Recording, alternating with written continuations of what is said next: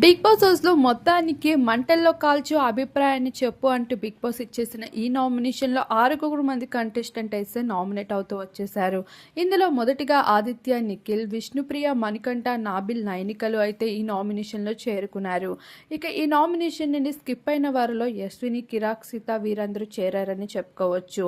ఇక నిఖిల్తో అయితే ఈ వారం నామినేషన్ అదిరిపోయింది. ఇక సోనియా మాట వింటూ అడుగుదారిలో నడడం తప్పించి నిఖిల్ పెద్దగా చెఫ్ అయినప్పటికీ చేసిందేమీ కనిపించలేదు. ఇక దీనిపైన ప్రశ్నిస్తూ అయితే ఇచ్చి పడేస్తూ వచ్చేశారు నిఖిల్కి. మరొక వైపు మణికంఠకి కూడా కిరాక్, సీత, యశ్విని, నైనికలు అయితే ఇచ్చి పడేశారు. అసలు నీ మీద నీకు ఒక క్లారిటీ లేనప్పుడు హౌస్లోకి వచ్చి ఏం చేయాలనుకుంటున్నావు అంటూ.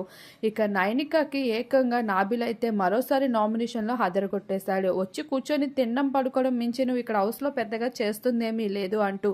నైనికలో చాలా ఇంప్రూవ్మెంట్ అయితే కావాలి, లేదంటే ఈ వారం నైనికనే ఖచ్చితంగా ఎలిమినేట్ అవుతుందని అనిపిస్తుంది. మరి మీ అభిప్రాయం కామెంట్ చేయండి.